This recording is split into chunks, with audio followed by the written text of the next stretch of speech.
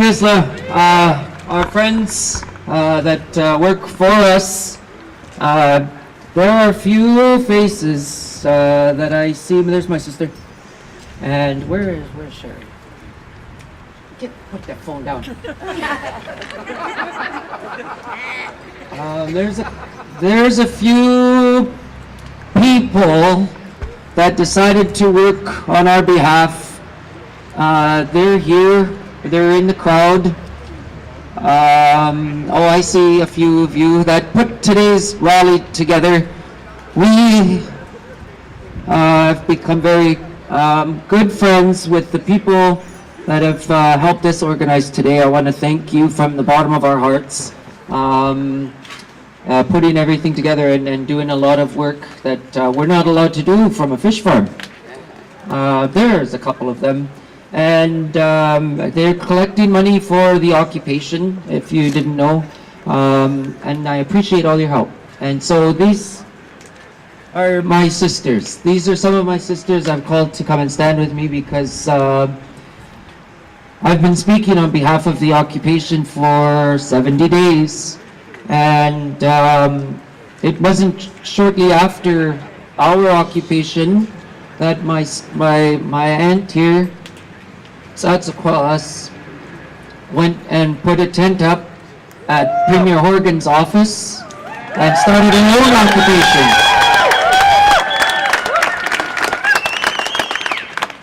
We've seen an incredible amount of support from all over the place, from all over the world. We've seen an incredible amount of support to the occupations, and I must say that unlike Bob Chamberlain's Facebook, mine is hard to keep up to. And I wanted to say publicly to all of you that I've read your messages, we've read your emails. It's hard to reply, but we know that you stand with us. We know that we know that we're supported, and we're gonna stay, and we're going to continue to do our work until there's a decision made, and that's what we hoped for today. There's been no announcement from our government about these licenses. But the Prime Minister and his office and Mr. LeBlanc's office in Ottawa know what we're doing today, and they know what we're doing at fish farms, and they should be concerned and should pay attention. Thank you.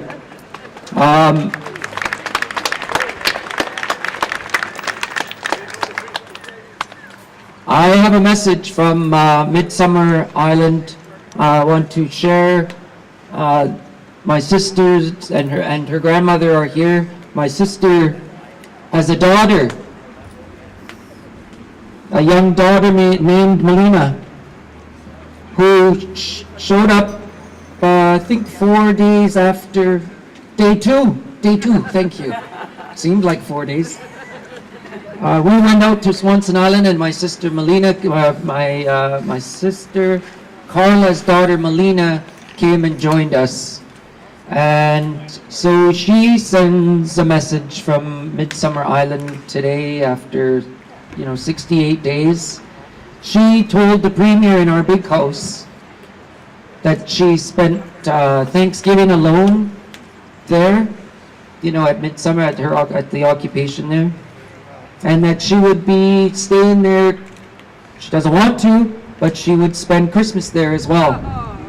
But you have to understand, and I want to explain to everybody what an incredible sacrifice all of our people are making.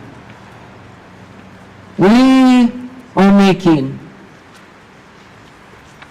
There are huge impacts on our family, and when this earlier speaker called us, what did he say? That we were puppets of an NGO. Breaks my heart, and I get mad at that. We have no choice. I didn't have a choice. My sister didn't have a choice. My aunt and my sister had no choice.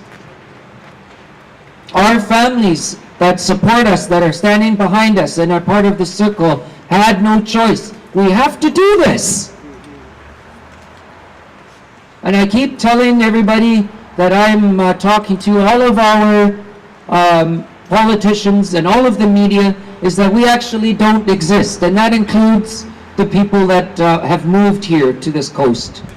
We don't exist here without our fish. This entire province was built on fish scales and bones.